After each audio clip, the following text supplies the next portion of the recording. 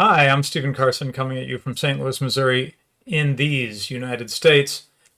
Please share this show and like the video. That actually helps the show, and it's cheap for you to do. Not so cheap. Would love your support on Subscribestar, and we have a public Bitcoin wallet listed on the video description. So that's a great way to support the show. It is really, really helpful. Okay. Okay, well, let's get right to it and welcome someone back. Welcome back, Ryan Turnipseed from Oklahoma. Hello, it is wonderful to be back. How are you doing? Very good. It's great to have you back. As we've been sharing, Ryan's been leveling up in a way that is extremely relevant to this show. So it's been sad to not have him on, but this is I couldn't ask for a better reason for him to not be on than what he was doing. Let's put it that way. So that's really cool. And yeah, I don't know. We haven't really talked about Ryan, but perhaps we can. You can think about how we might benefit directly on the show from some of what you were learning this semester. Oh, my goodness. I have been reading, it feels like everything. Yeah. We went through, we've went through very specific parts of human action and man economy and state rather in depth. We've talked about a lot of Schumpeter, a lot of Kirzner. We've talked about a lot of Menger. He comes in a lot with entrepreneurship just simply because he's the fundamentals. Right. So, and then everything thereout, we got a few more things from Rothbard that just aren't in his main books. And I'm sure I'm missing, 4 other things. Like we had a few things from Mises as well that weren't in Human Action. I believe it was Profit and Loss was the full name. I can't remember the name. I've lost so many titles. I've just kind of it's a blur. Yeah. Yeah, the workload per week means that I don't have time to absorb the title. I kind of have to focus on the content. Yeah, right. Yeah, I don't know that we've really talked about the entrepreneur as a focus for an episode. So I know that is like stuff everything you learned over a semester into one episode. But that's not what I would want to do. But it might be nice just to talk about the role of the entrepreneur as an episode sometime. Anyway, just a thought. We can make it a series if you wanted to. Well, yeah, right. I know we could do a lot on it, but okay. So for the moment, we are going to ignore all current events from the last week since our last current event show, and we're going to go off into a different direction. I think you'll find that this is going to be a lot more relevant than you might guess, because this really introduces a topic that I don't think I have covered before on this show. And that is what's technically called development economics. It's the whole topic of how does an economy, how do people become rich? I'm sorry, not individuals, right? But how does a whole society level up in terms of economic growth? Go ahead. How might the nation become wealthy? Right. Yeah, right. Exactly. This was Adam Smith's focus to some degree. How do nations, the wealth of nations, right? How do nations become wealthy? How do peoples become wealthy? Because the point of today's show is we don't need to theorize too much because, I'm sorry, we do need to theorize, but we don't need to be too speculative about this because we have an important historical episode. Many of us continue to benefit from what happened in our personal situation. And that is that Europe went from, I don't know where you want to start in your thinking, but let's say, the Western Roman Empire collapses and Europe is maybe not at the height of its economic story at that point. Yeah, underselling it, but yeah. Yeah, right. Now, as I do want to mention, in fact, I should get the link if I can do it easily. I do want to mention that we've covered a really important part of this story on a previous episode that I'm particularly proud of, and that is the Industrial Revolution of the Middle Ages. And part of the point of that, and we'll be touching on that more in this episode, part of the point of that is that because of some propaganda from some bad intellectuals that I don't like, The advancements of modern time that we look at modern times economically, for example, are pushed way too forward in history. They make it seem like there was the Dark Ages and everybody was miserable, and then boom, bang, within, I don't know, 100 years during the Enlightenment or the Renaissance or something like that, suddenly everybody was, Europe was suddenly amazing and awesome out of nothing, out of the chaos and darkness and religious superstition of the Middle Ages. Suddenly just boom, flip a coin, turn the page, and suddenly Europe is like wealthy and innovative and all this stuff. That story's wrong. Right. Right. Right. Yeah, Go ahead. the Whig history is like from negative infinity up until about like 1600 or so. If you get like a good Whig historian, everyone was just poor, miserable. It was all like everything looked gray, and like the crops could fail, and then like the whole town just starves to death. Not so. Right. Here, give me just a moment to type manufacturing in the Middle Ages. That's not actually, or I'm sorry, Industrial Revolution of the Middle Ages. That's not actually the title. Maybe I'll just change the title on that video, retcon it one of these days. But anyway, I just shared that in the link. So, right. So part of the point of bringing that episode up, I really recommend it to you. I think it's one of the best things we've done on the show. Part of the reason to bring that up is to say that if the only story you know is that the European miracle, as it's called, started 300-400 years ago, then you really need to watch that episode, because you'll see me talking about the 9th century, the 10th century, the 11th century, and really advances, economic advances, innovation in modes of production 1,000 years ago, right? So if you've got that not presentist, but modernist story, I guess you could say, something like that, you need to push back the early part of that development, way back in your mind, in your history. So that's the point of watching that. So what do we want to do with development economics? We want to try to figure out why economies grow. And in a sense, what we're focusing on here is one important and, for a lot of us, extremely relevant and personal case study, and that is the case of Europe. Late medieval, early modern Europe, roughly in that period.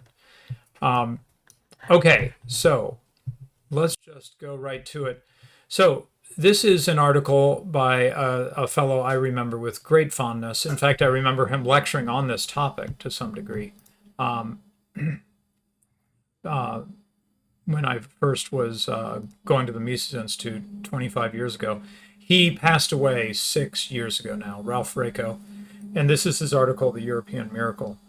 And it's, as you'll see, I've highlighted like almost the whole thing. So this is so good.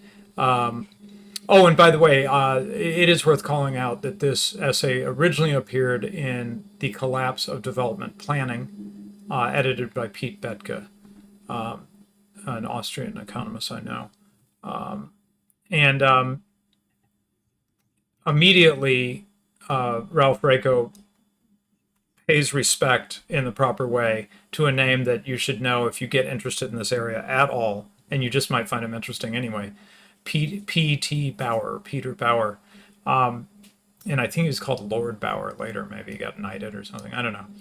But Peter Bauer was in a running intellectual battle with a lot of horrible ideas about development economics throughout his life. And he was basically one of those guys who was just right about it out of the gate. And the more he wrote, the more he studied, the more he dug, the more persuasive his story became. But he didn't really change his story, as far as I know.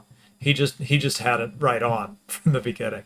So just an extraordinary figure, and as you'll see from some of the quotes from him, really clear and persuasive in his writing.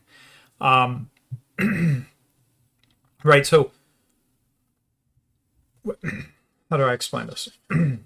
As okay, maybe Ryan can comment on this a little bit. You probably haven't looked at the mainstream development economics papers and stuff, but it's Not the much actual it's papers, no. yeah, but it's much like mainstream macro that I think you might have been exposed to a little bit already, Right. where So, there's like these letters, you know, and this letter represents capital. right. What I mean? There's like these Would you massive aggregates, and it's super simplified from I think the Austrian point of view. Go ahead, Ryan. would you believe me if I said that in the seminar we took a week to discuss the European miracle and the Great Divide? Oh, this essay you mean? Not the essay, but like the Oh, topic oh, itself. oh, the topic. Okay, and Yeah. what's the Great Divide mean? It basically, why did Europe advance so far compared to the entirety of the rest of the world? It's kind of like Right. a way to say the European miracle without saying European. Yeah. Right. So, um, yeah, but I didn't get to see the entirety of development economics, but I got to see where it started to bleed into entrepreneurship theory, and you get a lot Mm-hmm. of really sort Yeah. of strange ideas out of it. Um, I mean, probably the weirdest one, but not the most incorrect, was sort of like the evolutionary economics, Mm-hmm. which is basically still just equilibrium, but they acknowledge that there is some dynamicism to it.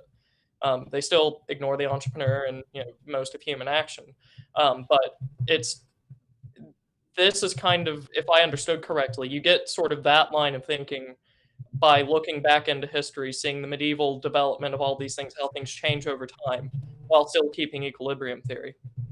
So it could be better, but it's certainly interesting. Um, so yeah, what I saw, I did read through some of the as part of my master's work in political economy. I did read through some of the main development economic papers, and there's some better stuff there. Oh shoot, what's his name? North. He won a Nobel Prize. You'd think I'd Mm, prize economics. Douglas North. There it came to me. Yeah, Douglas North. Um, is not so bad. In fact, I think he gets quoted in this paper. Um, but there's a lot of stuff that's just very much like mainstream macro, just right. super oversimplified, and as we'll see, without an emphasis on culture and institutions and history, and so that's where Professor Rako started here, was with Bauer having a real emphasis on the indispensability of historical studies in understanding economic growth, right? And he talks about the work of other theorists, and here I think these are like these mainstream econ guys who are writing about development economics. He talks about their amputation of the time dimension. Okay, so let me just read some Bauer to you because it's so great. So, Peter Bauer. The historical background is essential for a worthwhile discussion of economic development, which is an integral part of the historical progress of society. But many of the most widely publicized writings on development effectively disregard both the historical background and the nature of development as a process. Now, I'd have to show you what some of these development models look like so you'd understand how it is that they could be doing that. But like I said, it's literally like, here's capital and here's, I forget what the factors were. And you end up with these crazy ideas like, well, all we have to do is inject capital, like Right, yeah. foreign aid, you know what I mean? Just like, Capital education's another one they like to harp on. there we go. Yeah, yeah. So we'll just educate them and inject capital, and boom, they won't be poor anymore. Well, that had some unfortunate side effects, like ending up with an overproduction of elites who got interested in Marxism through a Marxist revolution and took the whole place to a place even worse than it was before. They got injected with capital and education. Anyway, okay, so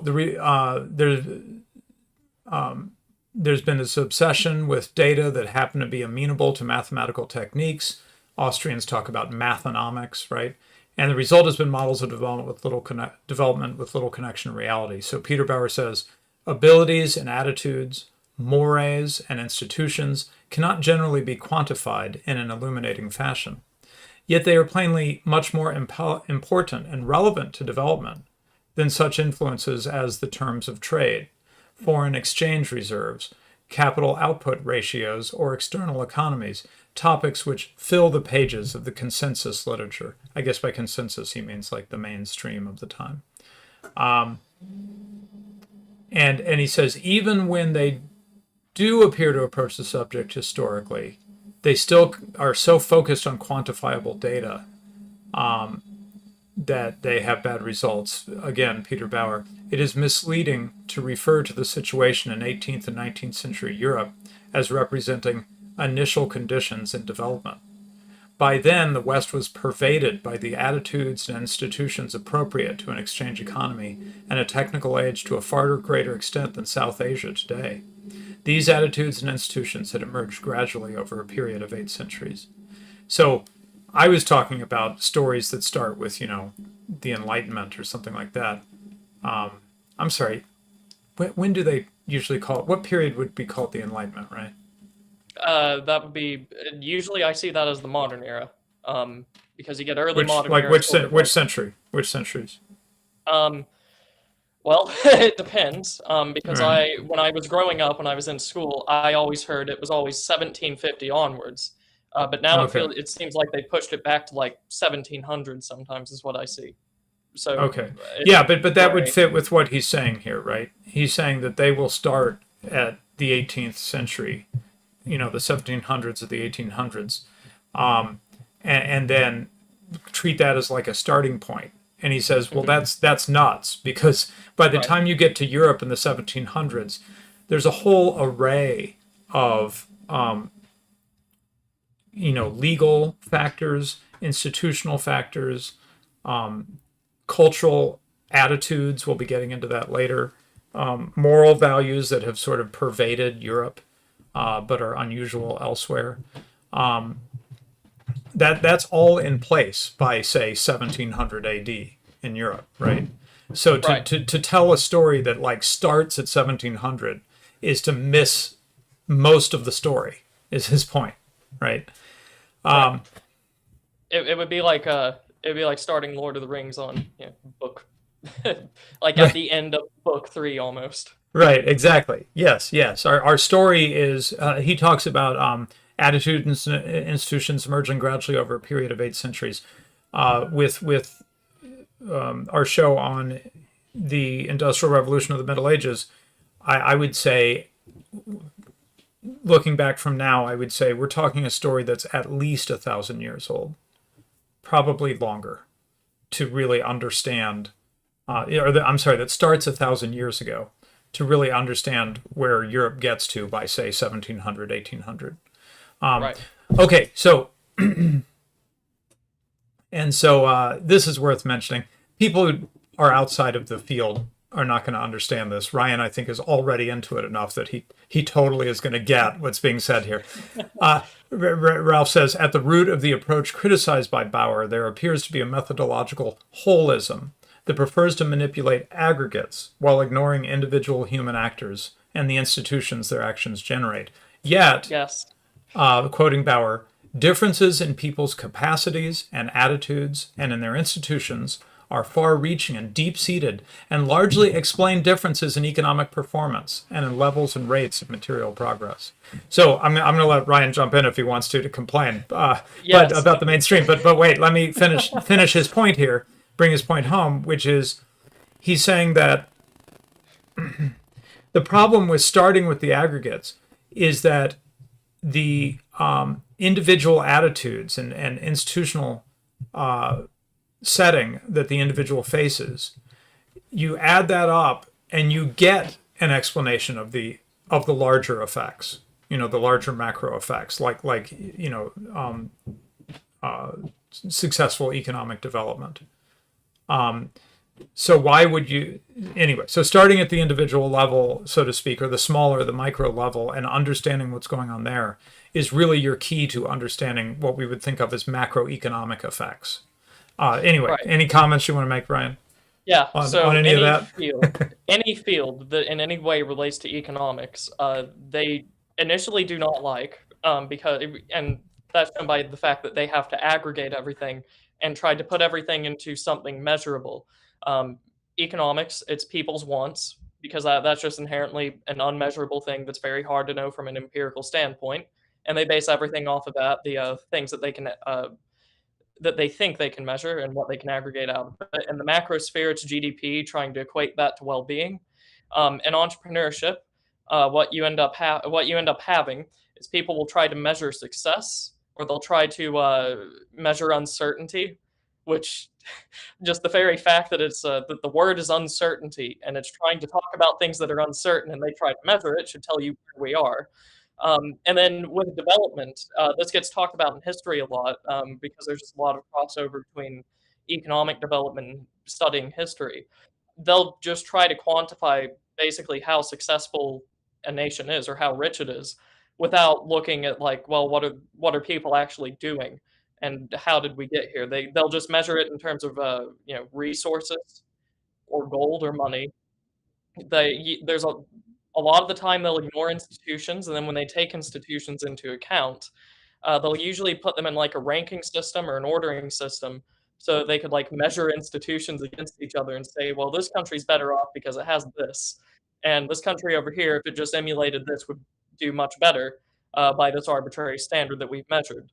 Um, they try to empiricize everything, and ultimately, it's because the mainstream uh, completely rejects any sort of logical theory, despite the fact that that's the only way you can know something. Uh, Empiricism can give a lot of correlation, maybe even a lot of predictive factors sometimes, um, but there's no actual understanding going on. Right. It doesn't give you a deep understanding of the cause. Well, as we say in Austrian circles, right? The causal story, Right. the Yeah. causal realist story. Okay. Well, I'm realizing that even though this is not that long of a paper, at this rate, it's going to be 5 hours. So I'm going to try to pick it up a little bit. Forgive me. No, no, no. This paper brings up so many topics that I think are, I want to say triggers. That's not the good word. They we could spark like hours and hours of discussion from every section of this paper. I think, right? This is like right in our home base for both of us. Yeah. As history, as economic theory, as economic methodology, and so much else. Okay. Anyway, so finishing up with this Bauer's section, Bauer's critique thus draws attention to the need to study both the centuries of European history antedating the Industrial Revolution and the interrelationships between social, political, and legal institutions in that period. So anyway, I think I made the point, but just to drive it home one more time, if you want to understand the Industrial Revolution, you probably don't start at the beginning of the Industrial Revolution. You need to Right. start Yeah. before the Industrial Revolution. I hope that seems just intuitively right to everyone. Okay. Asking how we got here and then starting at the thing that you're measuring. You know. Yeah, yeah. Let's explain the causes of World War II by starting in 1939. Yeah. Exactly. Right. So don't pay attention to anything that happened before that. Okay, so the European miracle. What are we talking about here? The European miracle is the first time historically, as far as we know, that human beings achieved per capita economic growth over a long period of time. And in this way, European society eluded the Malthusian Trap. The Malthusian Trap is where, you produce more people than your economy can support, right? And people are literally starving, which happened in Europe, by the way. Yeah. We covered this before. Yeah, right, yes. So European society eluded the Malthusian Trap, enabling tens of millions to survive, and the population as a whole to escape the hopeless misery that had been the lot of the great mass of the human race in earlier times. And so the question is, why Europe? That's the whole question that this paper is about. How do we explain the European miracle? I mean, everybody knows it. I'm sure, as you know, Ryan, we could talk about like the perspective of Japan, right? Looking at Europe and going, oh crap, we are being left in the dust. What do we do, right? And then Right. various things happen within Japan to essentially in reaction to the European miracle. I mean, and am I oversimplifying, Ryan? No. And this is it's in the mainstream, but I don't think they necessarily get it wrong. Because by the time that Europe becomes powerful enough to start expanding at, previously unheard of rates where they're in most continents at once expanding, um, what you get is a lot of nations that were there beforehand. Their leadership or dissidents, because the leadership doesn't, will start to emulate the Europeans, realizing that they're at a disadvantage and that they're going to get conquered. Japan is the best example of modernizing, quote unquote, Mm-hmm. where Mm-hmm. they just adopt European technology. They also then adopted European governance at that time, which I'm Mm-hmm. sure we'll get into may or may not have been a mistake. China was a bit different because their empresses and emperors just completely neglected most things. There were some steps towards modernizing the Chinese army, but by the time they actually realized they needed to do it, it was too late, and they were firmly just weakened, which would be, and they had dissidents that later overthrew them as a result. Afghanistan and Thailand, they did similar things. They sent their Mm. heirs to get educated in Europe, to come back and actually help the country. The Ottomans famously had a modernization period, which kind of worked. It probably kept it alive for a lot longer than it otherwise would have been. And even For little foreshadowing of a section later in the paper, and the czar goes and yeah, I was about to say takes a even look. Russia. Yeah, Yeah, even Russia had to modernize to some extent because right, it was a giant landmass that had almost no industrial investment. right, So basically, all these places saw this and reacted in different ways. right. And so thank you. I wanted to let Ryan belabor that point a little bit because we're in such crazy times that I don't even know, Ryan, if people would know about the European miracle or would Hmm. just react to it potentially, right? And be like, what? No. They would just react because that sounds like, I don't know, white supremacy or something to talk about the Right, European exactly. miracle. I, I don't have racial feelings about this, okay? The European miracle it was a thing that happened, and it behooves us to understand it. And certainly the whole world, almost, as Ryan was detailing, the whole world did notice and started to try to figure out, wow, what in the heck do we do? Right. So we've got to respond to this, or we've got to learn from it, or something, right? Okay, so how do we account for this? Well, being that we're in the horrible time of history that we are in the not just the post World War II era, but the 20th century and 21st century and late 19th century, we have to start with the Marxist approach to explaining this, right? If nothing else, as a sort of a contrast to the approach we're going to give here. So, so here's how the socialist and Marxist approach takes it. They account for Europe's extraordinary growth largely by the more or less spontaneous advance of science. So science just happened. They don't have a big explanation for it. Combined with a primitive accumulation of capital. By primitive meaning just stealing stuff, basically, right? Through Right. imperialism, slavery, the slave trade, expropriation Exploitation. Yeah. of small farmers, exploitation of the domestic working class. Okay, and where does that lead us? That leads us to the story that we all are hearing and is being used to tear down monuments and destroy our history, right? Which is that the extraordinary growth of Europe was at the expense of untold millions of the enslaved and downtrodden. And the European experience should serve decision makers in underdeveloped countries more as a cautionary tale than an exemplar. And I would say we're beyond where things were when Ralph wrote this paper, right, Ryan? At this point, Right. this story that we just told, the Marxist version of this here, is a reason for revenge. Let's be blunt. Right. Yes. Right. And it's Europe not built just itself. Europe built itself on our backs, and it's time to get some back now from them. Right. right, and it's not just completely destroying your history and culture and heritage and country. They also tend to go after things like the division of labor, which, as we would know here, is what keeps people from starving. It's not just like a low IQ meme. Whenever Marxists tend to take over, they'll destroy the division of labor, and then nothing gets produced. Right. So now, the approach we're going to outline here, and he's going to be drawing from a number of people, including Bauer, but many others, rejects this viewpoint. Okay, and it says they do a lot of comparative economic history. That is, how is Europe different from, let's face it, the very great in many ways, and in some cases quite ancient civilizations that surround the Europe of the Middle Ages, China and India, undoubtedly great civilizations in certain respects, right? Right. Ancient and full of tradition and wisdom and spiritual things, and right.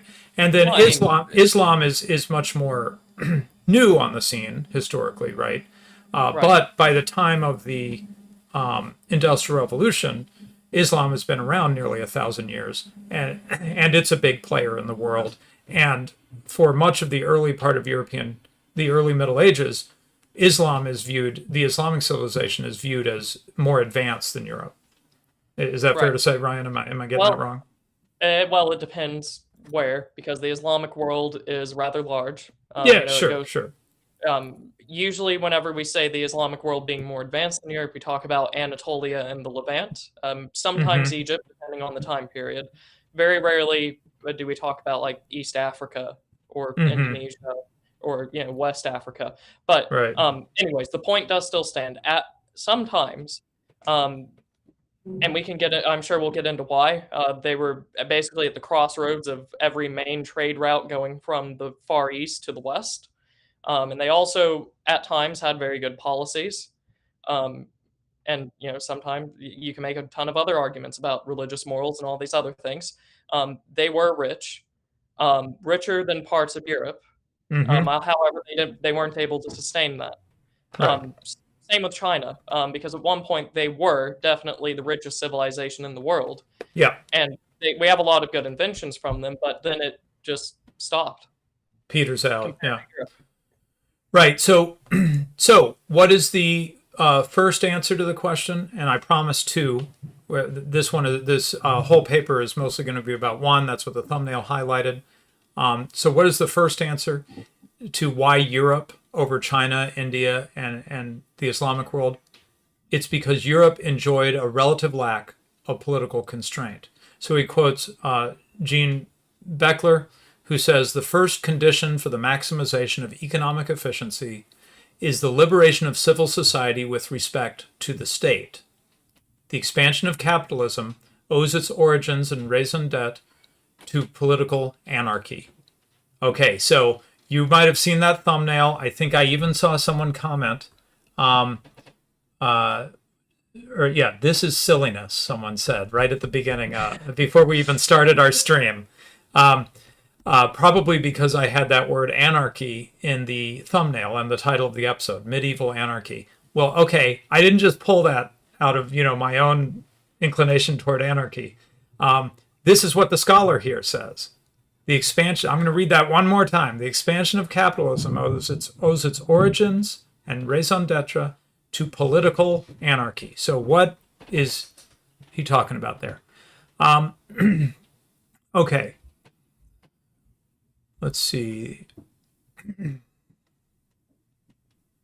So what was vital to Europe and different from, and Ryan will probably be able to give us some color on this, but let's focus on Europe for a moment, and then we'll talk about how it contrasts with the civilizations around it.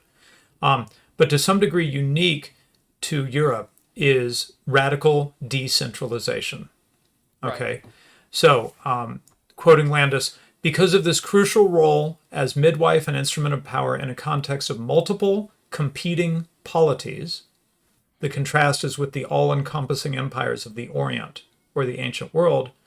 Private enterprise in the West possessed a social and political vitality without precedent or counterpart. Okay, so I hope the connection is really clear. you have political decentralization, multiple competing polities, and that is the explanation to some degree, to a great degree. We'll see some other factors, but it is a critical. Okay, wait, how do we put it? It is a necessary. It is not sufficient, but it is a necessary condition for the growth of private enterprise in the West.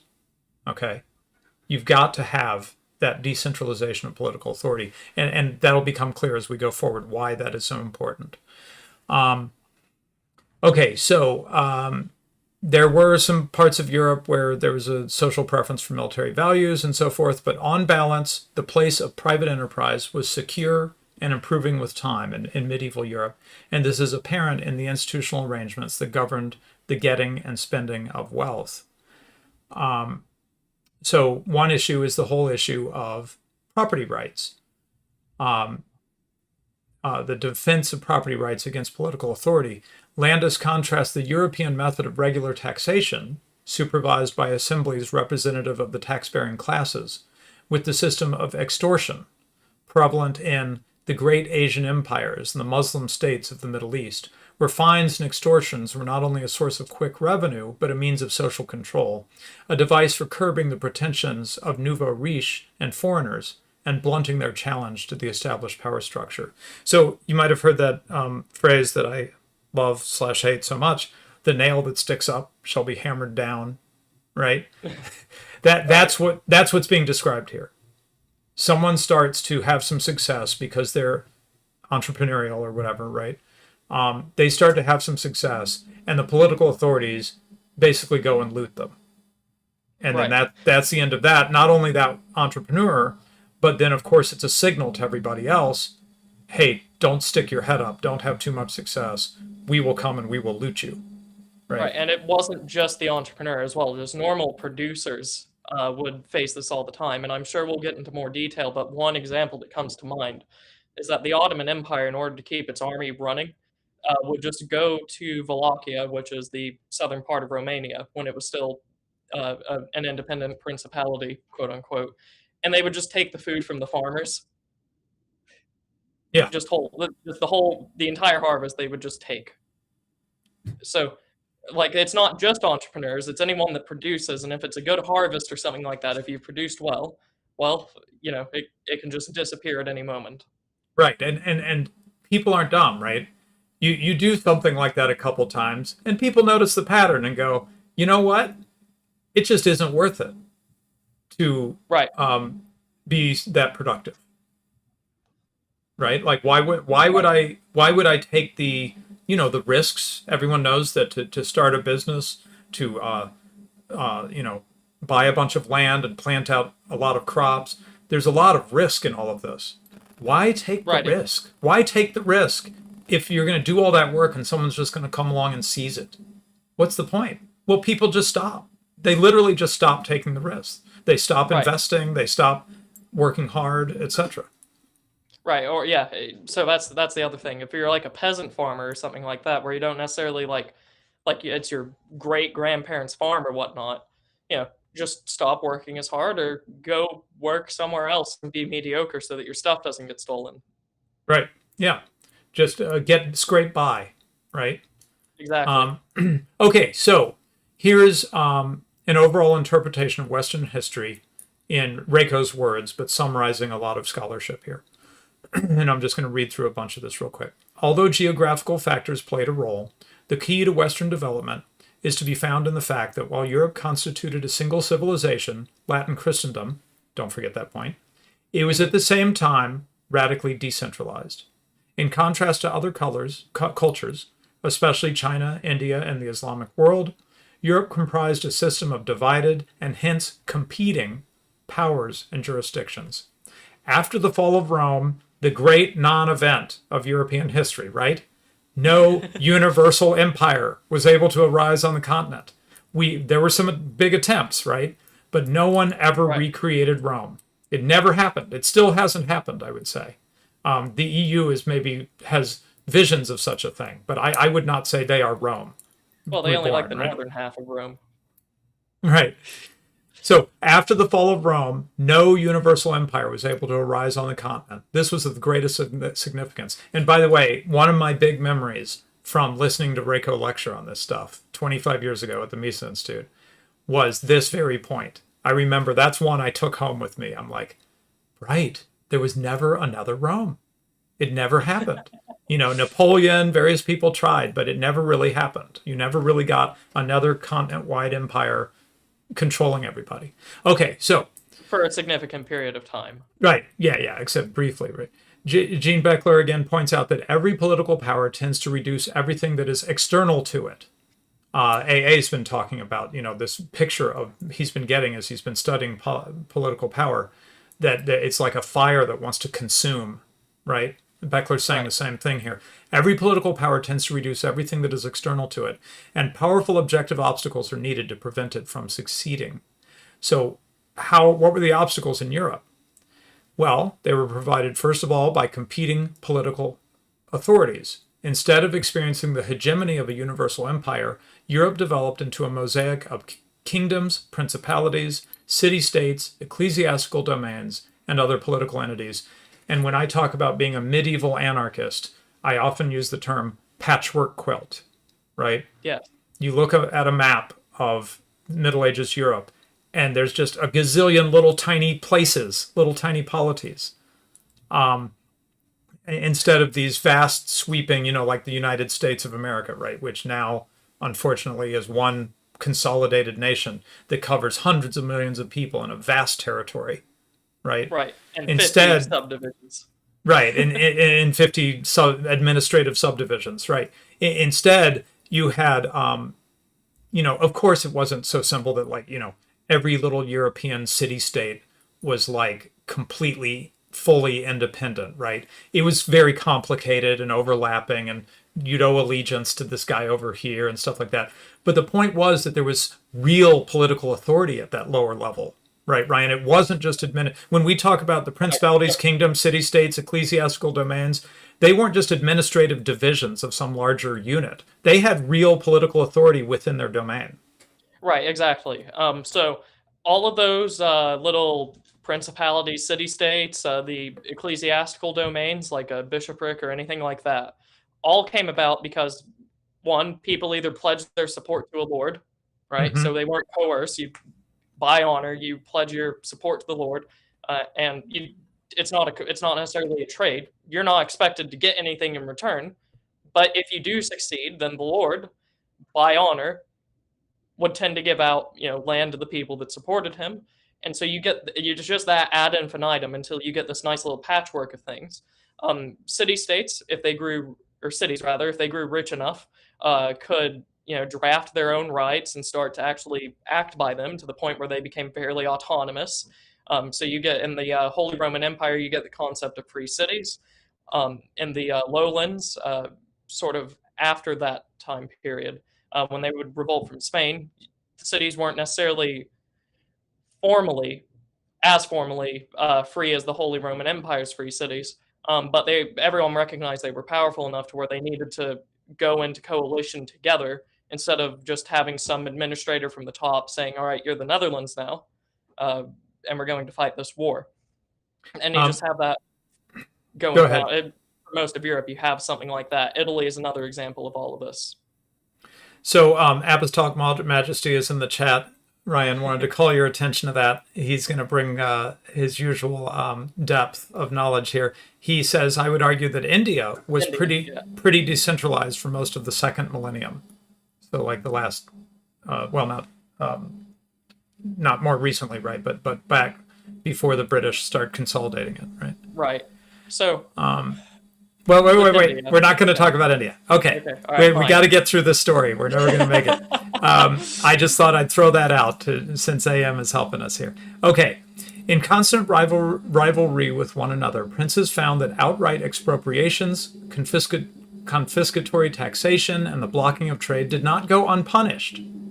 That's the trick, right? That's the difference here, is that in a consolidated empire, you do your expropriations and so forth, and everybody just stays there and kind of has to take it. I mean, there is a punishment, right, as we point out, because people just decide to not bother anymore. But here it's much more visible. The punishment was to be compelled to witness the relative economic progress of one's rivals, often through the movement of capital and capitalists to neighboring realms. The possibility of exit, facilitated by geographical compactness and especially by cultural affinity, acted to transform the state into a constrained predator.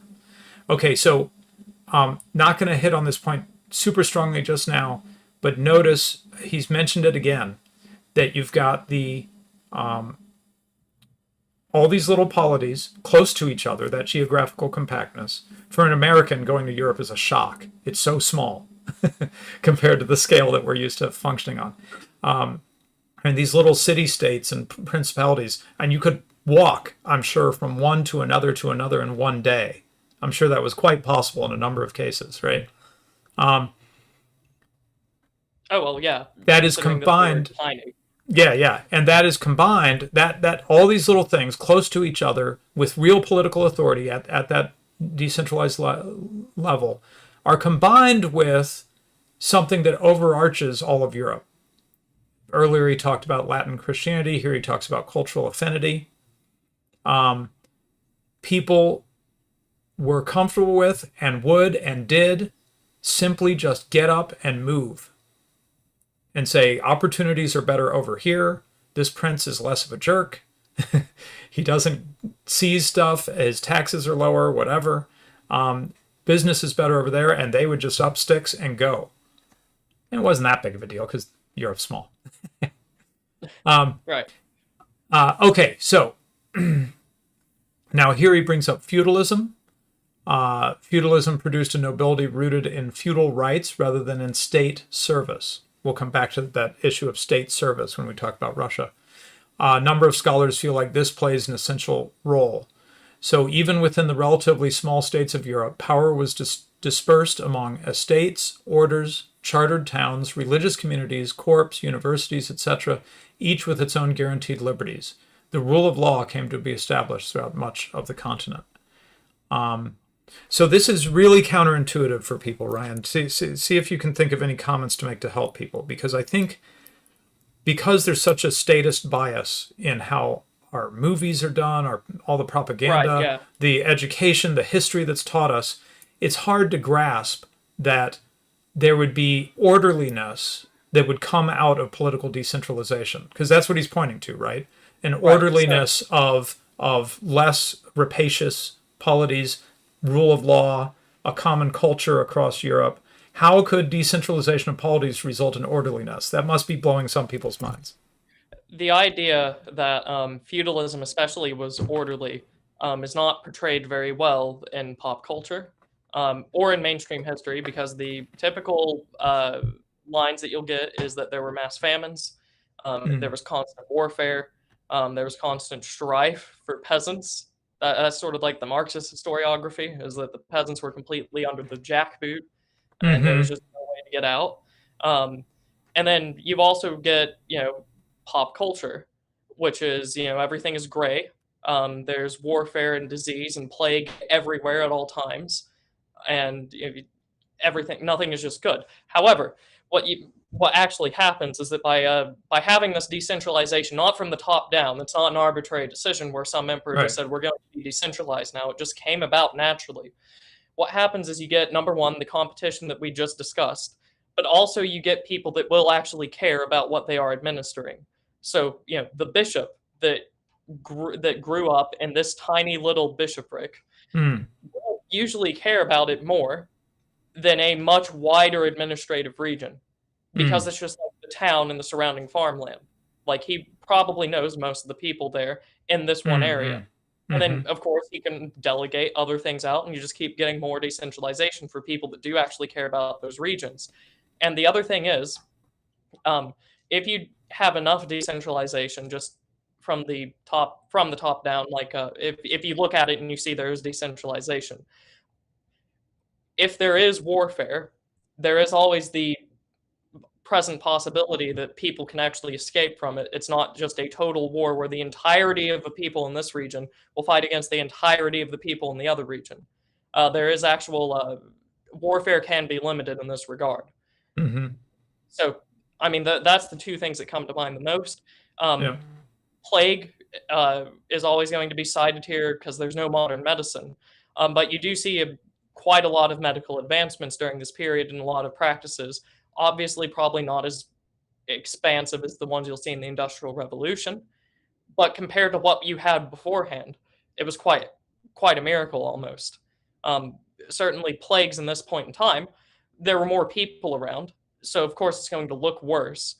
But just with the actual practices that you had going around, by modern standards they look barbaric, but compared to what you would have had in Rome, is actually something to be comforted by. Okay, so I'm continuing then. So there's general agreement among the theorists who accept this approach that crucial to laying the foundations for the European miracles were the curtailment of predatory government tax behavior and the limits to arbitrariness set by a competitive political arena. If you are too arbitrary, people leave, especially the people who are productive and useful.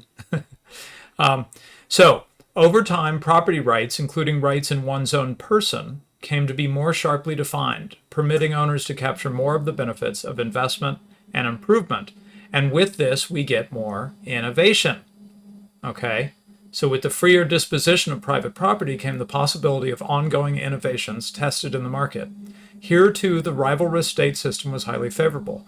The nations of Europe functioned as a set of joint stock corporations, with implicit prospectuses listing resources and freedoms in such a way as to ensure against the suppression of novelty and unorthodoxy in the system as a whole. So a new social class arose consisting of merchants, capitalists, and manufacturers, with immunity from interference by the formidable social forces opposed to change, growth, and innovation. So there were always going to be people who felt that they were losing out by the innovation. Sometimes they really were, right? Right. And the problem is when the people who feel they're going to lose out by the innovation that's going to be helpful to most people, when they are able to use the state or the political power, whatever form it takes, to crush that, then you literally will just stop innovation. And we have periods in history where this happens. Right, and you can. Right. This is why we should probably cover entrepreneurship sometime, Yeah. because when you do have someone, say you have like the archetypal scientist in his room where he has like the papers on the desk and he does actually come up with something. How do you get that to people? How do you get it from schematics out to actual people to where it's just, yeah, we have this innovation now. It's usually the entrepreneur, and in fact, I only rarely is it not the entrepreneur. And anytime that you just get, some new method of organization, how does that spread? It's the entrepreneur every single time. So when you make conditions unfavorable to the entrepreneur, or you limit them, or you just completely prevent an entrepreneur from existing, it's impossible for that stuff to diffuse. And then later, it's impossible for that stuff to actually come about at all.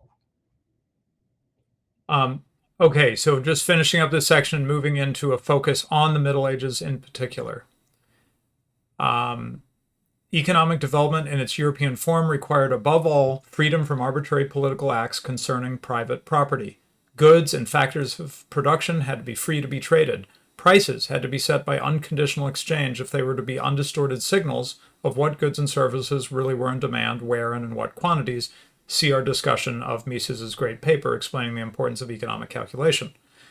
The system protecting the ownership and deployment of private property evolved in Europe by slow degrees, over at least the 8 centuries mentioned by Bauer. Quite logically, therefore, the economic historians concerned with how the West grew rich have directed their attention to the medieval period. So this brings us to the importance of the Middle Ages. Okay, I'm not going to go on about the stereotype of the Middle Ages as the Dark Ages. We all know that story. It's wrong. Let's move on. Except he says who gave us this, fostered by Renaissance humanists and Enlightenment philosophers. And as he points out, that actually has long been abandoned by scholars. That's one thing that people may not realize. I think the Dark Ages is still in the popular mind and in Hollywood, but scholars have been given up on that, I don't know, 70 years ago. It's been a long time. I mean, the books I drew from on that stream about the Industrial Revolution in the Middle Ages were like from the 60s and 70s. So this Right. is an old story in the scholarly world, but as so often happens, there's a lag for no Right. reason at all. And you'll hear scholars say that like the Dark Ages only meant that there were no sources, not that things were terrible. So like even then, like the thing that you end up arguing against itself was an over exaggeration of what they were actually referring to with the original term.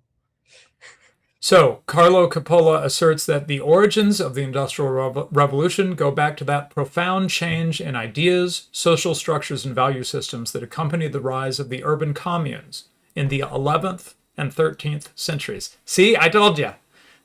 Not only do you need to go back a little bit before the Industrial Revolution, you need to go way back. You need to go hundreds of years back before the Industrial Revolution to really understand this story. Of Europe from the late 10th to the 14th centuries, Robert Lopez states, here, for the first time in history, an underdeveloped society succeeded in developing itself, mostly by its own efforts. It created the indispensable material and moral conditions for 1,000 years of virtually uninterrupted growth, and in more than one way, it is still with us. Notice here that he's implicitly rejecting the Marxist story, that Europe grew because it stole from outside of itself.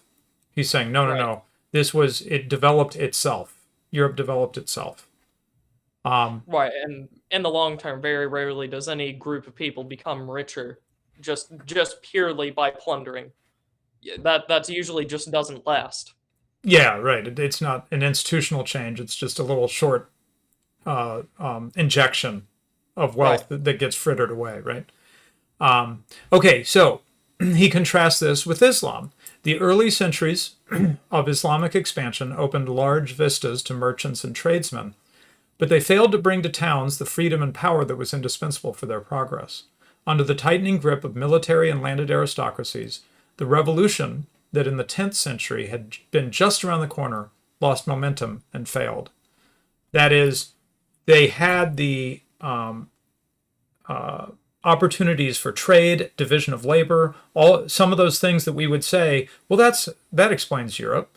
You know, they were trading across Europe. They had division of labor. They discovered that. Well, Islam had that, and yet it didn't have the miracle. We didn't have the miracle like the European miracle. So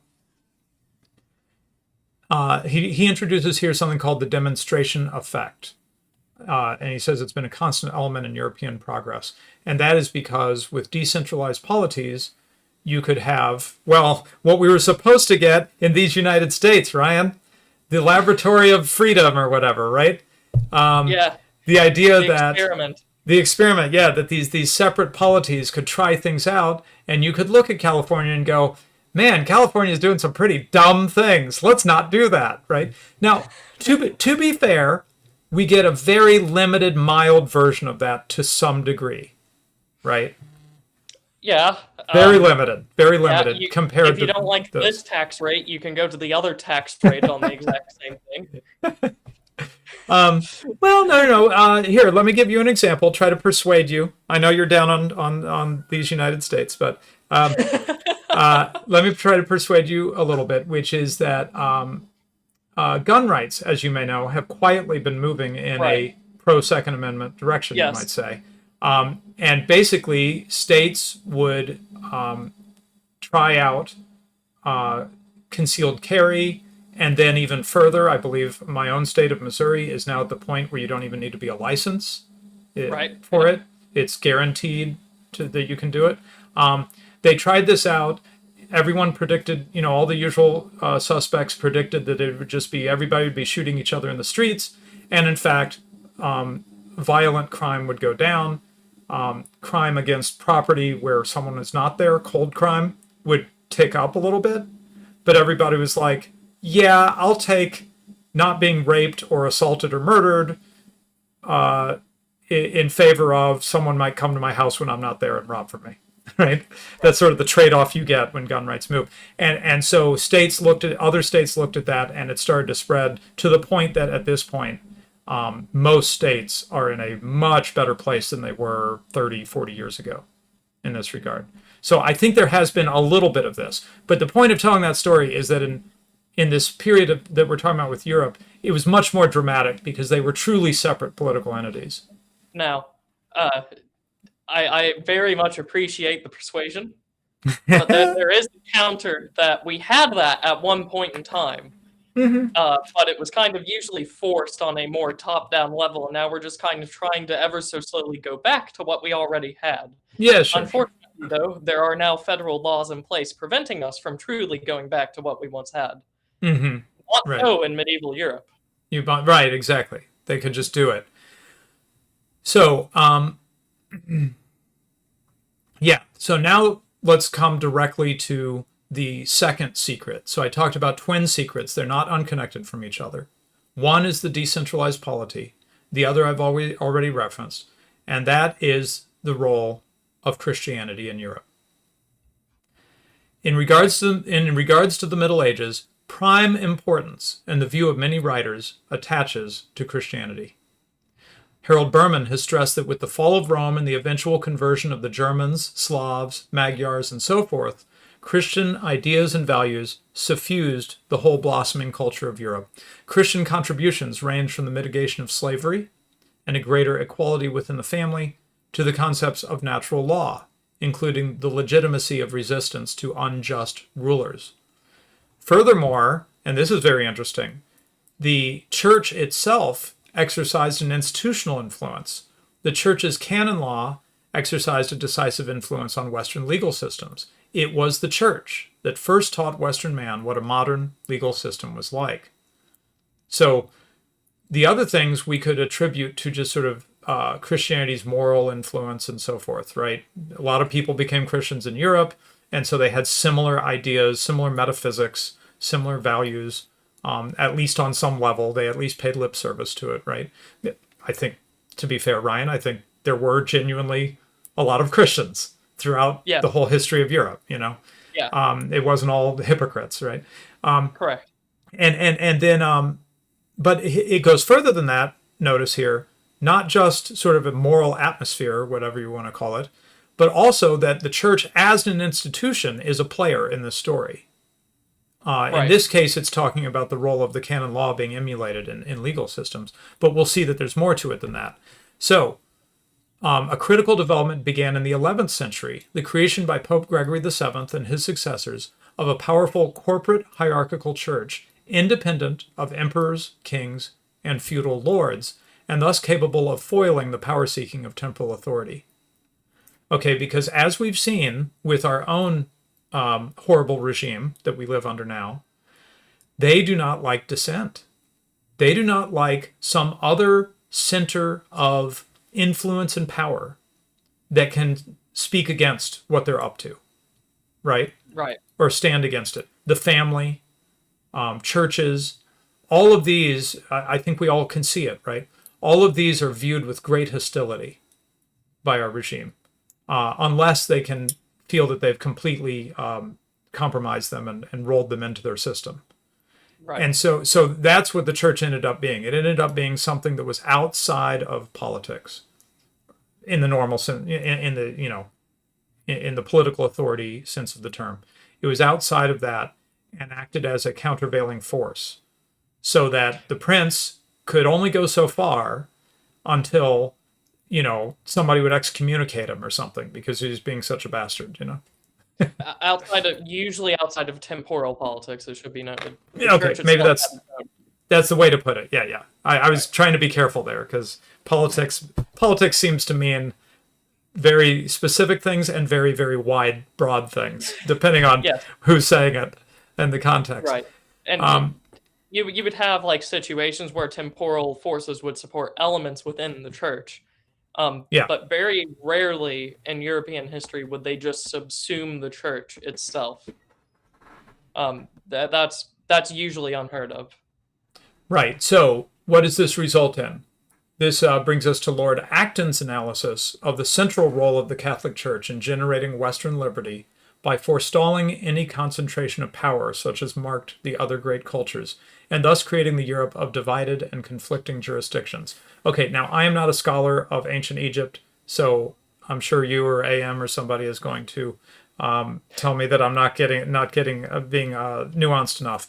But the picture I have of ancient Egypt is that God and king are combined, Yeah. right? Religious Yeah. and secular authority are in one, right? And so Yes. you don't have a check. You don't have like, the prophet or the priest acting as a check on the pharaoh. The pharaoh is the prophet, the priest, and the king all rolled into one, right? And so you don't Yes. have that tension between these authorities bumping up against each other that we're describing here in Europe. Is that making sense, Ryan? Uh, Bump up against each other's, and they weren't formally divided.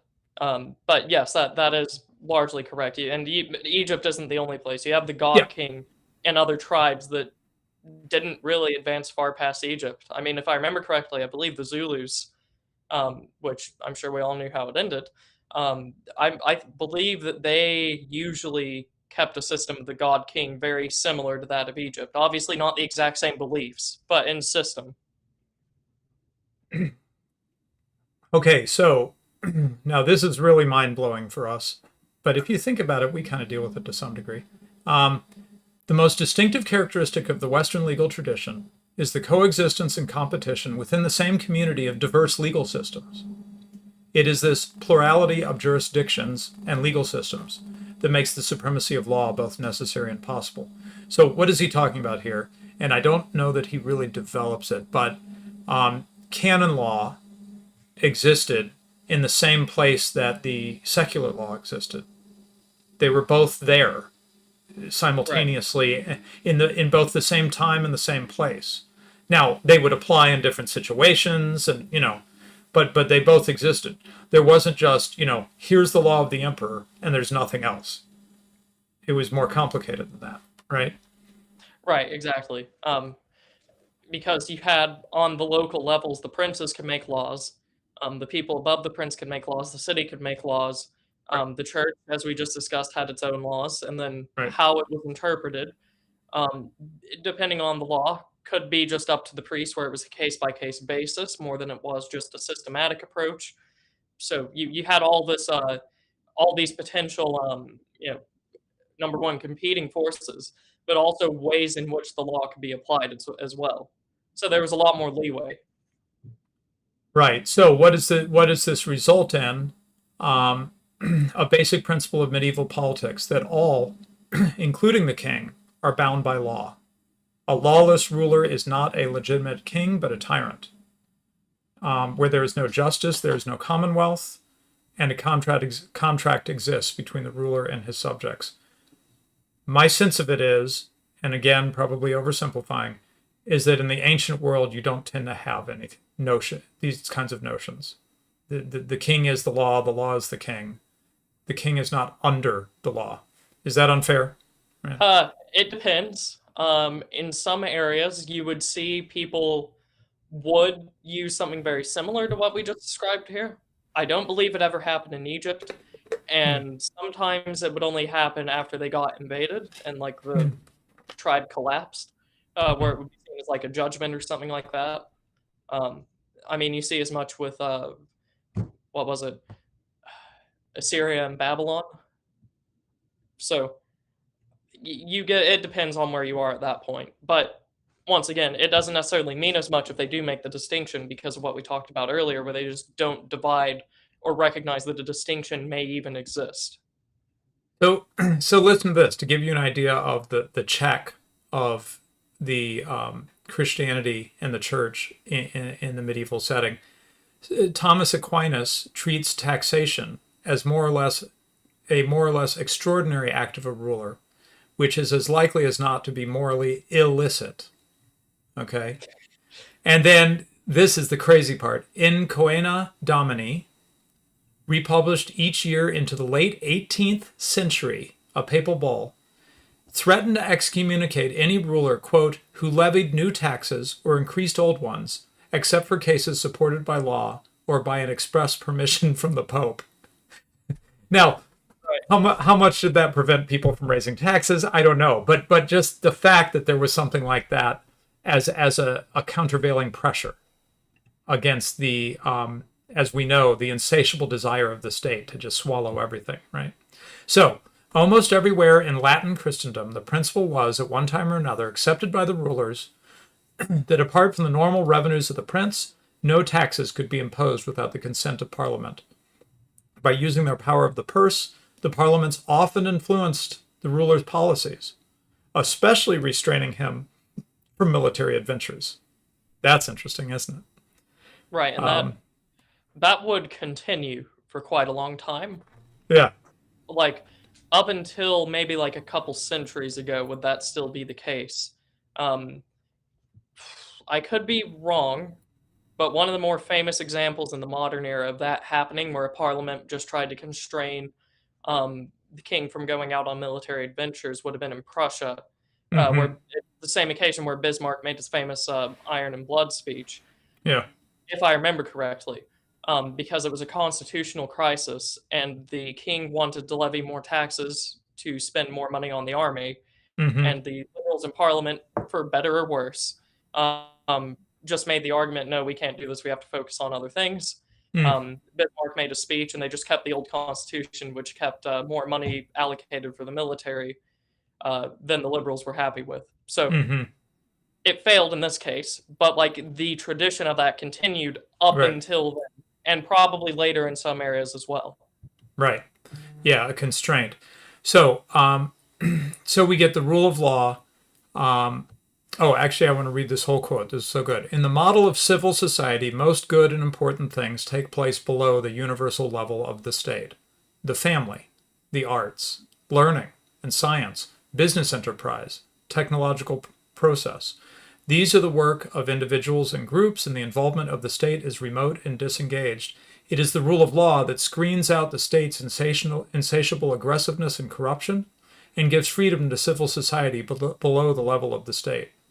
It so happens that the medieval world was one in which men and women worked out their destinies with little or no involvement of the state most of the time. And I think one thing that can be confusing is that our histories focus on political history, Brian. I don't know if you've heard me cite it before, but there's this wonderful quote from Karl Popper, and he says, "Why should we consider political history to be the history of mankind? I mean, we might as well make the history of poisoning to be the history of mankind, right? Why focus so much on that?" Well, there's a reason we focus on it, but it does, by having this strong focus on the actions of political actions, it does leave out of our attention some other things and give us a distorted view, right? And so we can go on and on about all the things that kings were doing in the Middle Ages and 30 Years' War and stuff like that, and miss that maybe many Europeans just didn't even care about a lot of these things that we fill our history books with. They just were going on about their lives, right? Right, right, Um, and so the average European at this time, or even sometimes like the average prince or bishop, if they weren't ambitious or something like that, didn't necessarily care about the borders on the map, except for like this is where my home is. They weren't looking at it in terms of here's my home in relation to the entirety of European history. Um, yeah, so to reduce everything down to political history is focusing on the wrong things entirely. I would agree. yeah, right. So he brings up another element very briefly here, but we think it's a key ingredient to being able to have economic progress. And that is this issue of institutionalized envy in the culture, which is very typical throughout most of human history. Okay. And what marks Western culture is the relative lack of institutionalized envy. And there's a book, I have the book, it's big and imposing, and I haven't read it, or I've only read parts of it. A sociologist named Helmut Schack has a book called Envy, and he is drawn to the attention of the omnipresence of envy in human society. He stresses the harm that institutionalized envy can inflict on the process of economic and technical growth. Western culture, according to Schack, has somehow been able to inhibit envy to a remarkable degree. So Schack links it to the Christian faith. And so here's Schack. It must have been one of Christianity's most important, if unintentional achievements, in preparing men for and rendering them capable of innovative actions, when it provided man for the first time with supernatural beings who he knew could neither envy nor ridicule him.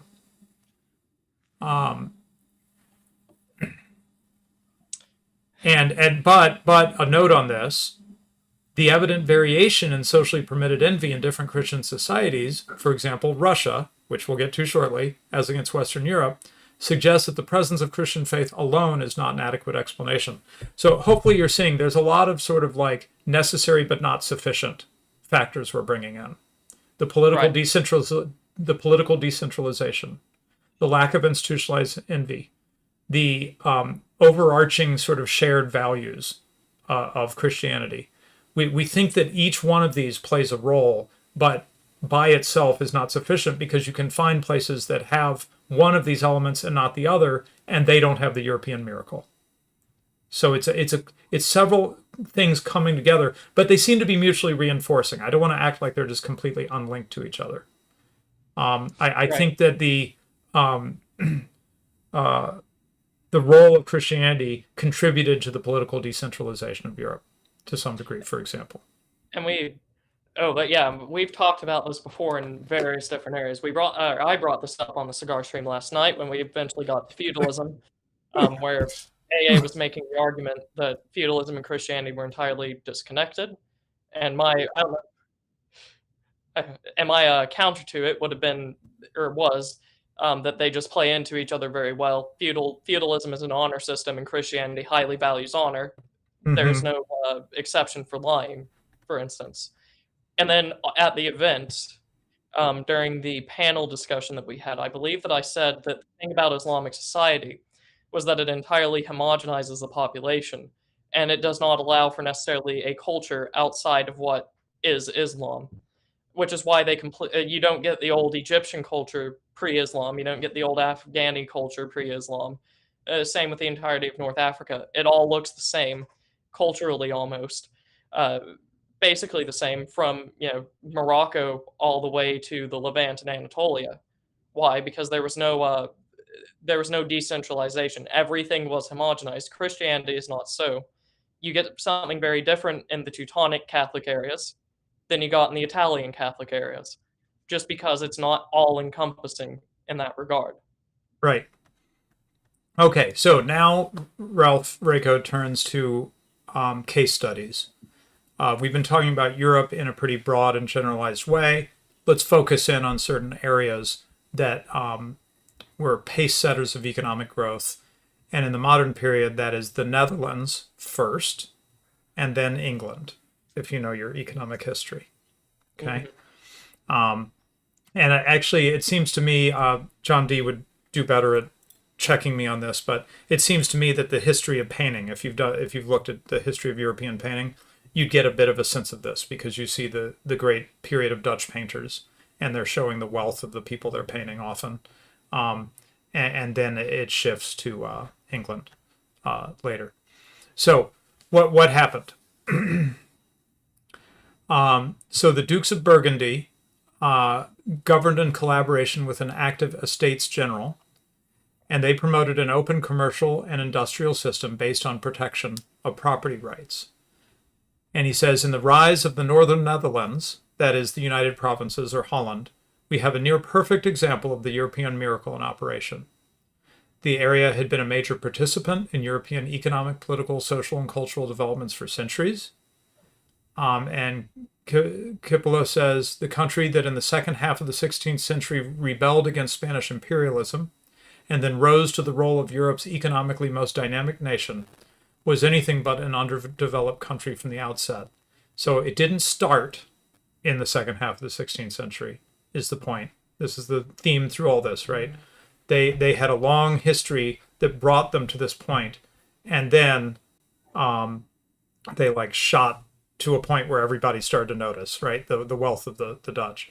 Owing its independence to the decentralized state system of Europe, it emerged itself as a decentralized polity without a king and court, a headless commonwealth that combined secure property rights, the rule of law, religious toleration, and intellectual freedom with a degree of prosperity that amounted to an early modern Wirtschaftswunder. And so they exerted a powerful demonstration of fact. Foreigners and Dutchmen were apt to believe that the Dutch Republic was unique in permitting an unprecedented degree of freedom in the fields of religion, trade, and politics. In the eyes of contemporaries, it was this combination of freedom and economic predominance that constituted the true miracle of the Dutch Republic. So Comments? this is why I wanted to go over that Rothbard article in tandem for this. Yeah. Only if we had 5 hours or 6 hours to do this show, if Right. only. Going back to the earlier points as well about Burgundy being particularly rich, and then later the Low Countries. Burgundy, at one point in time in European history, before it got inherited and dissolved basically into different administrative regions and parts of empires, it was the richest country in Europe. And if I remember correctly, I think that the Duke of Burgundy, in order to show this off, I believe that he had the most commissioned artwork in Europe, and also had like a full suit of golden armor, just for reference. And this is why what we just went over here. And it's a shame that this often gets looked over, because when you talk about European economic development in history books, or even just at all, very rarely does anyone mention Burgundy. They'll usually mention the Netherlands or the Low Countries, but very rarely do they go back to Burgundy itself. So it's quite nice that this is here. Yeah. Okay, so let's see, the role of the common law. Oh, I'm sorry, now he's switching to England. Okay, so the success of the Dutch experiment was noted with great interest, especially in England, whose soil was already well prepared to accept the idea that prosperity is a reward of freedom. They attribute the common law as being a contributing factor here. It evolved over many centuries. It acted as a guarantor and of the sanctity of property and free entry to industry and trade against the policies of the early Stuart kings. So careful, you're gonna get the Jacobites on you. Yeah. In the face of authoritarian usurpation, Sir Edward Coke and his fellow jurist acted, in the words of North, this would be Douglas North and Thomas, to place the creation of property rights beyond the royal whim, to embed existing property rights in a body of impersonal law guarded by the courts. Okay, I'm going to skip a bit. I think you're getting the idea. And then for a counterexample, we look at Spain. Okay. The decline of Spain, on the other hand, is taken into account in this model. Confiscation of the property of Jews and Moors by the Spanish crown was, according to North and Thomas, only symptomatic of the insecurity of all property rights. Seizure, confiscation, or the unilateral alteration of contracts were recurrent phenomena, which ultimately affected every group engaged in commerce or industry as well as agriculture. As no property was secure, economic retardation was the inevitable consequence. So the economic decay of Spain provided a negative demonstration effect that played a potent role in the policy choices of other countries. So other countries in Europe are watching and learning, right? Holland's doing well. England's doing well. Spain's not doing well. Can we learn anything from this? Right? And it's quite a shame as well, because Spain was probably in the position to be probably the longest lasting rich European nation, except that they just didn't allow it for the reasons we just discussed. They had the largest colonial empire for the longest time, spanning from most of South America all the way up into California. Right. Yeah, with the largest gold reserves in Europe up until the Spanish Civil War, if I remember correctly. So, like they should have been an extremely rich country, but they were arbitrary and didn't allow for it. Right. So I'll just drop this. Restrain yourself, because we got to keep rolling. But this is right in your wheelhouse here. That so they also bring this model in looking at non-European cultures. So Beckler, for instance, states that each time China was politically divided, capitalism flourished. Okay, so this model does transfer to other cultures. You can see rises and falls of the market. It just all but one time. That's my only intervention. All but one time, and it's the most recent. Okay. With China being divided. And Beckler maintains that Japanese history manifests conditions approximating those of Europe.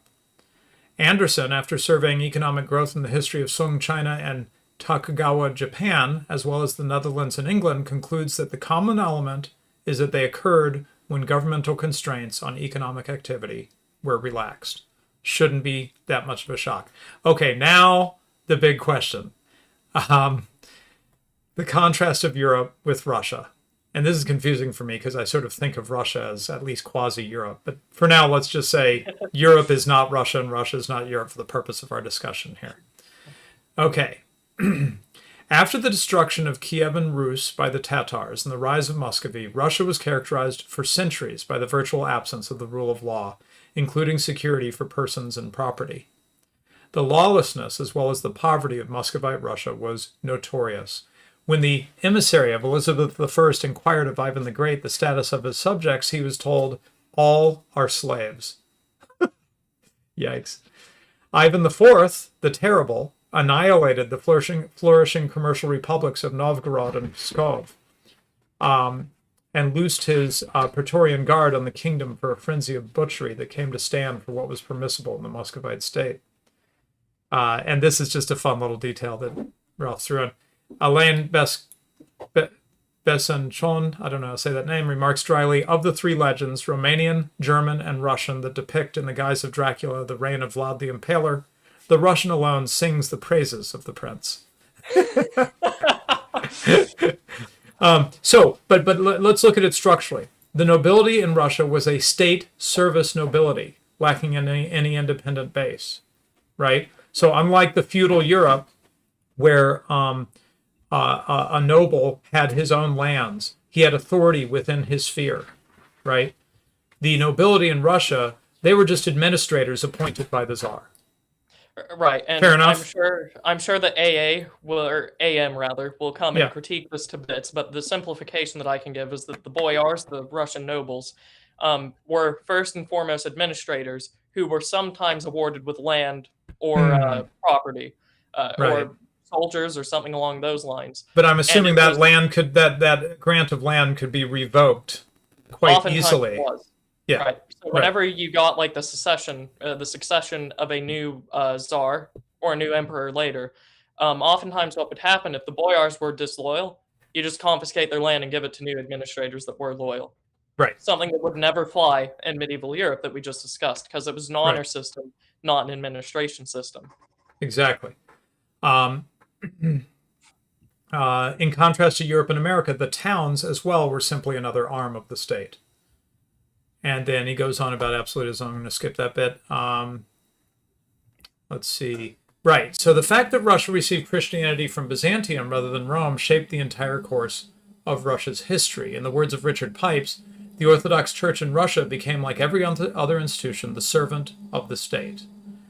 And I know this is a hard pill maybe for our Orthodox friends here. But anyway. So Pipes concludes regarding the relations between state and society in pre-1900 Russia, none of the economic or social groups of the old regime was either able or willing to stand up to the crown and challenge its monopoly of political power.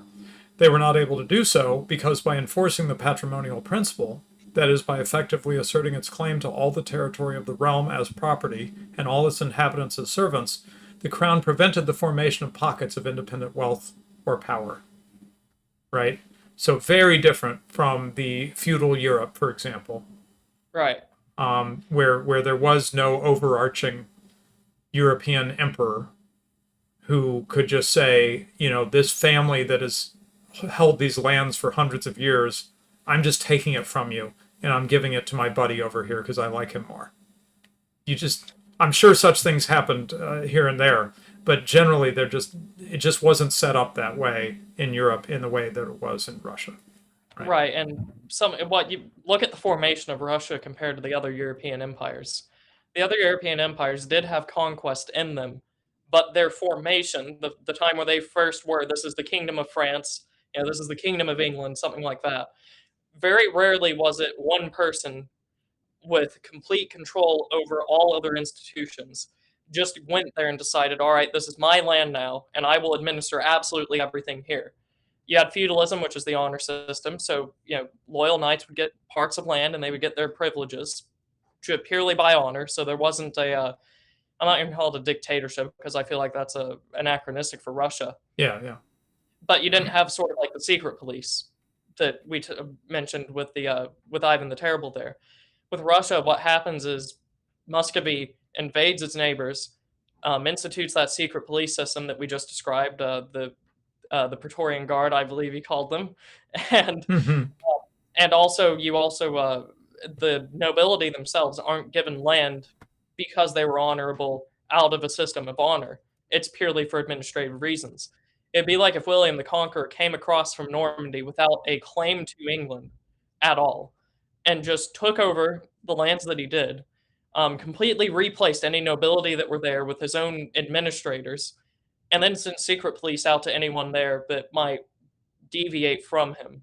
Obviously, it's the medieval era, so it's not perfectly effective like you might have today, but that's still light years away from what medieval Europe was doing compared to Russia.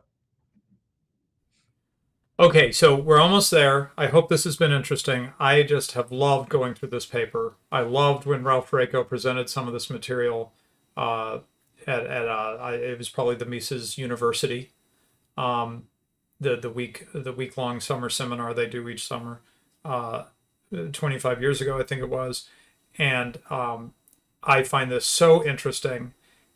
I know that there's like a ton of nuance that you can bring, that Apostolic Majesty can bring, and the other history guys. Um, but I think this overarching approach seems to me is much more plausible than the Marxist approach. So he turns once more at the end of the paper to talk about the Marxist approach and how it is just destroyed by this. Because if you don't know about Marxism, they have this notion of historical materialism, which is a technological interpretation of history. Okay. Um, so according to Marx, Engels, and the other theoreticians, history proceeds basically via changes in the material productive forces, the technological base, which render obsolete the existing mode of production, the property system. And because of that technological change, the mode of production is compelled to change, and with it, everything else, the whole legal, political, and ideological superstructure of society. So, making it real simple here, but I think this isn't a terrible presentation. Your technical means of production, arrow, the mode of production, the property system, arrow, finally, legal, political ideology. Okay. So that's the direction of causation in the Marxist story. So, as Marx put it aphoristically, the windmill yields a society with feudal lords, the steam mill a society with industrial capitalists. And just a side note, Ryan, I think this is why I keep being so resistant, though, I haven't done the reading yet, I admit, but this is why just instinctually I'm so resistant to Uncle Ted and stuff like this, is that this sounds like the technological causation thing. And I just don't view technology as that critical. Right, I am and a technologist in my career. So I think it's interesting and everything. But as I step back as a social and economic theorist, I see it as it the other way around. The technology is generated from these other more institutional factors right. rather than technology sort of forcing us all to be a certain way. So there are two ways we can go about that as well. There's the Christian way, where if you look through the Ten Commandments or what we get from Christ, never does it say this tool you were using itself, the tool itself was sinful. It's Mm, always the person that uses it. So right. you could go that route. Technology is just a tool. It is neutral in Right. that regard. The fact that it is leading to this is not the technology's fault, but the human's fault. Hmm. Um, and then there's the other one. I think this might make a nice sequel to this episode we're doing here, which is Rothbard's criticism of primitivism itself, Right. where he manages to logically derive the exact same thing. You know, technology itself, just a tool for humans. It comes about for these reasons, and it has these benefits. Getting rid of it for and then he just debunks the whole idea that democracy or that technology, sorry, leads to these degenerations. And then he just says, "All right, but even if it does, if we get rid of it, this is what happens." Hmm. So we get that. You can critique it from those two directions and probably 50 others. Right. Yeah. And I've got a paper that I have never gone over on the show. That's one of my favorite little articles, which I should have you read, "The Mouse in the Market," which would fit in there somehow, I think. Anyway, okay.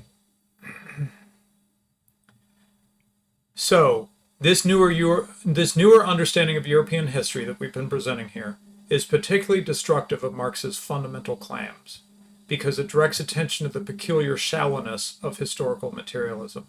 This newer understanding insists that the colossal growth of technology in the Western world in the past millennium must itself be explained, and the explanation it provides is in terms of the institutional and moral matrix that emerged in Europe over many centuries.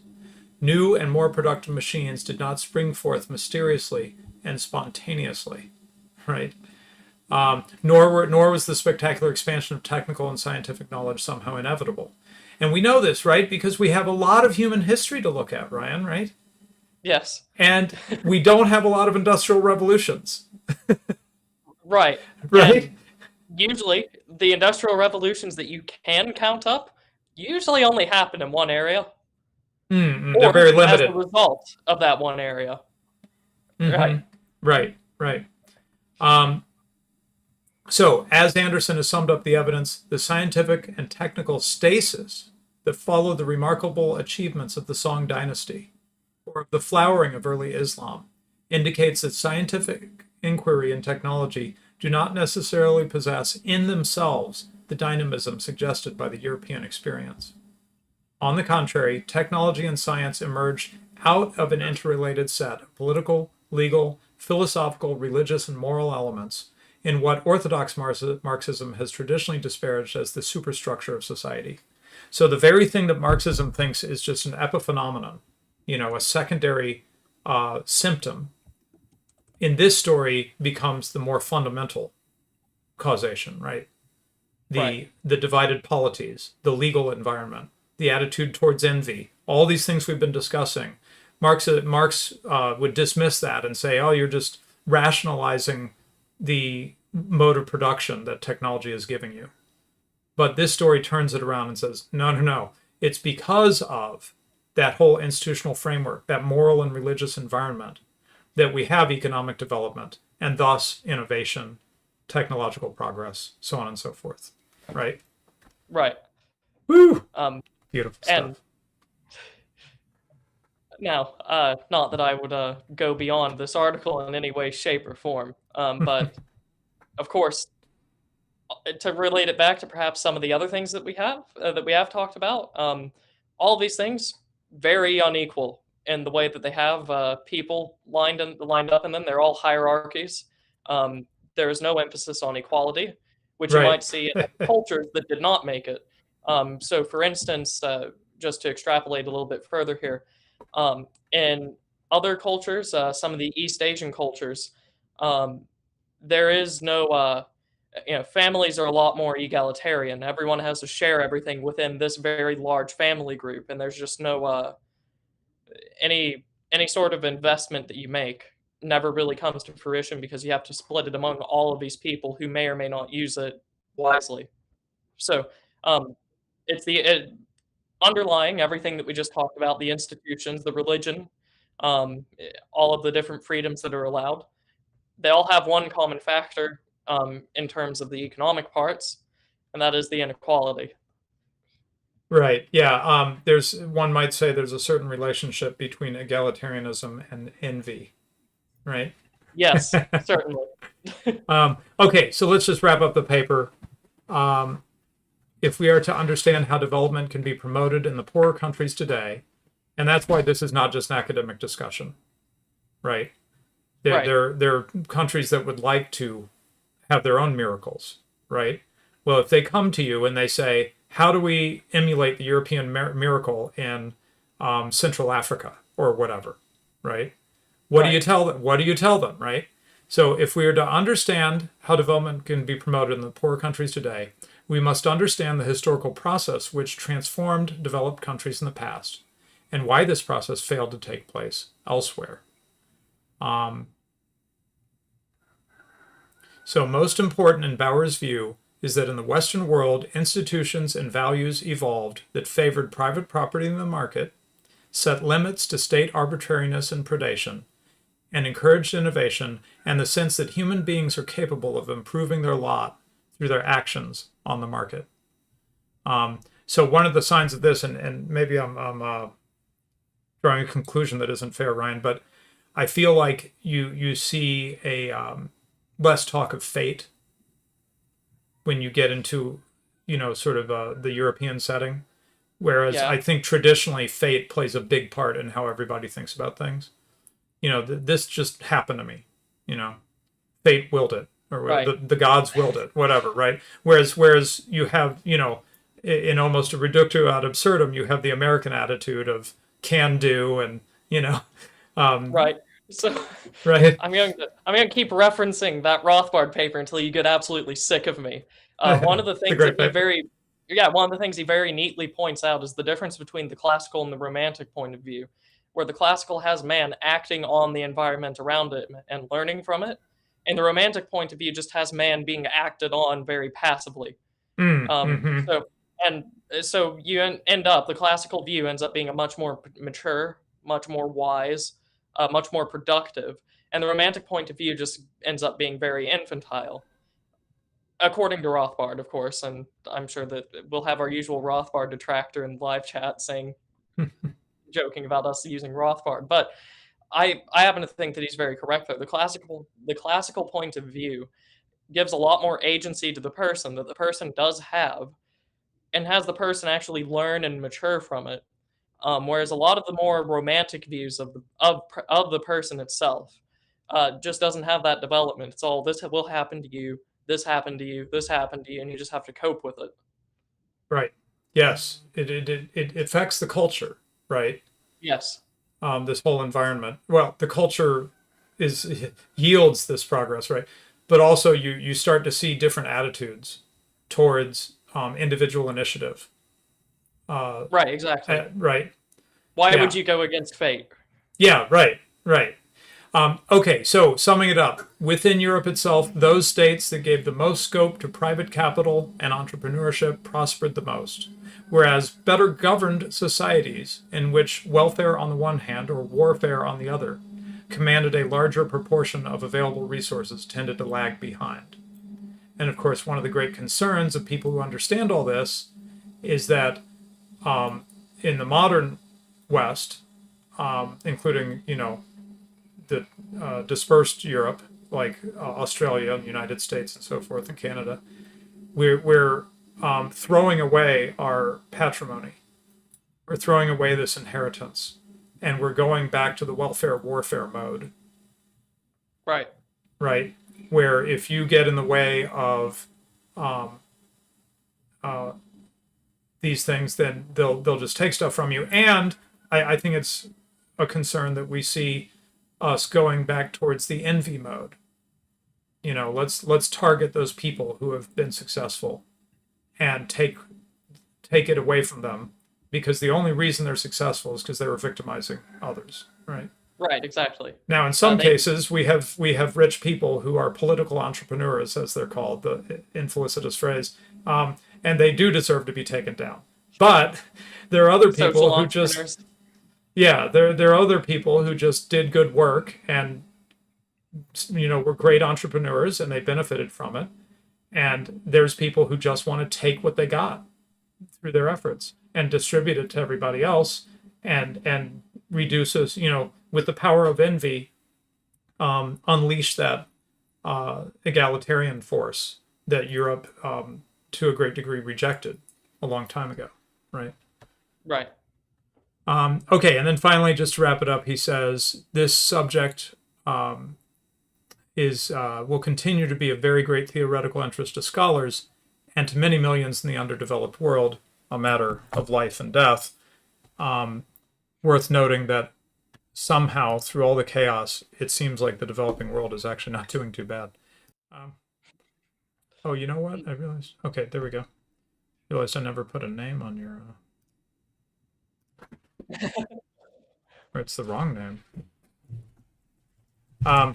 Anyway, so I think we made it. I have time before I need to pick up from karate. So I kind of rushed us through there. Do you have some thoughts that you want to share? Whew. We I covered a lot. Yeah, and I wasn't expecting this to tie in as much with the I wasn't expecting it to tie in as much with some of the entrepreneurship stuff that we went over in regards to inequality and development and the Great Divide, as they called it. This seems like it could have fit with all of the the journal articles that we did read. So there is that added benefit because, especially in the conclusion at the end, the society that doesn't allow for free entrepreneurship and capital will not prosper. Yeah, Sounds very much like some of the stuff that we were reading from the right. Austrian standpoint, criticizing the mainstream Yeah, for obvious reasons. Like that's right. not a shock, but the fact that we recognize here at the end, it is the entrepreneurship, the entrepreneur being allowed to enterprise that brings about a lot of this prosperity. Yeah, well, I remember Professor Nye, was it? He emphasized that marginal thinking is thinking on the margin is how the economist thinks, not on the Right, average, but on the margin, right? right. And how is that relevant here? It's relevant because the emphasis we had throughout here on um, those things that affect, the nail that starts to stick up, right? Hmm. Will they be hammered down by their family, as you described, happens in many cultures, right? Will they be hammered down by social opprobrium? You know, you've got too much. How'd you get that, right? Right. Envy and so forth. Will they be looted um, by the state? By the political ruler. Um, each of these forces are a way to keep that one who's gonna stick his head up and do something a little different and be more productive, be more innovative. If you do enough of um, nailing down those, hammering down those nails that stick up, you will keep your economy in stasis. And it has happened. In fact, it's really the norm in history, I think, to a great degree, for economies to just be very static for long periods of time, Yes. right? And so yeah, you mentioned the family, the social apparatus. Why do you have that much? Mm-hmm. And then you also get sort of like the political excuse of, well, if this person has this much money, he'll become too powerful, and that's a threat to us, so we have to Yeah, destroy him. right, Which, when medieval Europe prevents that from being the norm, because, well, if they're going to think like that, I'll just go to the other guy that doesn't think of me like that, right, and I'll right. just keep going. So this is in a way, this is how decentralization prevents the sort of traditional power struggle that you get described to you from happening. Um, because you did have very very wealthy merchants in feudal Europe, yet no one would describe feudal Europe as being a merchant dominated system necessarily. Despite the Mm-hmm. fact that their wealth just kept growing, that they Right. could go to other places where it wouldn't be confiscated, that were more reliable, and oftentimes they were loyal in places where that honor did exist, where the prince Mm-hmm. wouldn't screw over the entrepreneur and the entrepreneur wouldn't do likewise. Right. Yeah. So absolutely, this fits into the theme of entrepreneurship because Austrians always emphasize that the engine of economic growth is the entrepreneur. Right. And unfortunately, I think some people, when they think entrepreneur, they might think an Elon Musk or a Steve Jobs. Yes, but that's not all that we have in mind, right? It could literally just be the guy who starts a business, quits his job, and starts his own business, is self-employed. He's an entrepreneur, right? Or even anyone that keeps their job and just runs something on the side. So Yes, that's um, I'm entrepreneurial, right? I'm writing an article about this that I'm going to send into the Mises.org very very soon, Excellent. where the concept of the entrepreneur itself being a model, usually in like popular terminology, popular studying, popular journals, is very very constrained, and it's not all accurate because you'll get people that think the entrepreneur is the person with the big idea, or the entrepreneur is the self-employed person, when in reality the definition is much less satisfying and much less precise. It's just an uncertainty bearer that makes profit by predicting market conditions. It's not like that doesn't like give anyone a dopamine boost because then they can make these precise extrapolations. But that covers everything that it needs to be covered. Definitionally, that is the function of the entrepreneur, and it can be anyone that just fits that definition. And it absolutely confounds mainstream economics because you can't make graphs off of that. Right, There's right. uncertainty. And like it could be anyone. Who knows who else is the entrepreneur if we don't describe it in this very finite and definite way. But this is why it's important not to basically fall into their very analytical traps, Right. because you will start to, if you just misdefine something, and even if you pass it off to people that are performing that function, you're going to start bearing consequences, seen or unseen.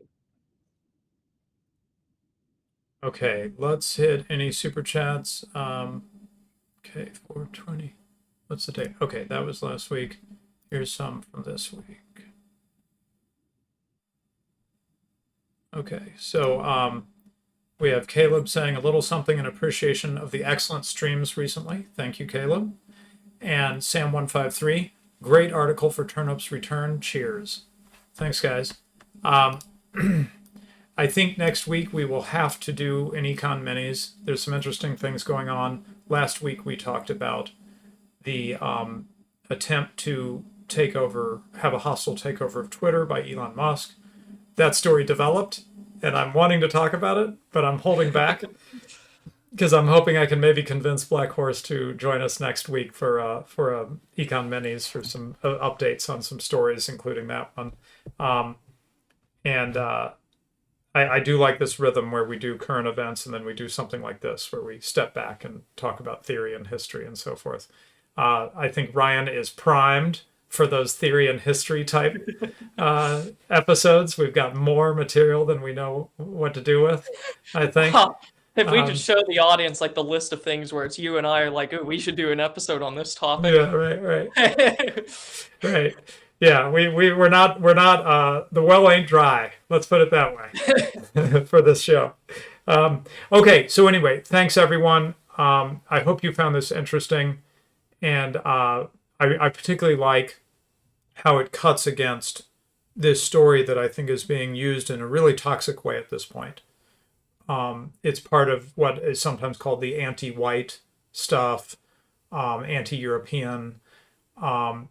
Basically, the only reason you guys got wealthy or are wealthy now is because you're thieves, right? You stole from the rest of the world. And I think this story helps explain how, though of course there was stealing, as there is throughout human history, that does not explain why Europe became wealthy.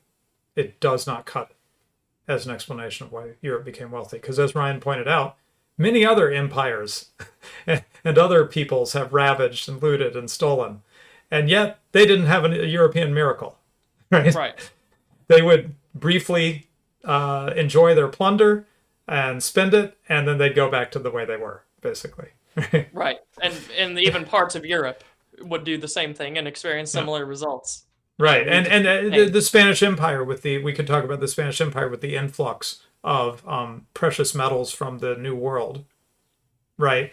And they had a monetary inflation from all this influx of money and everything, and they lived large for a while, and then it sputtered.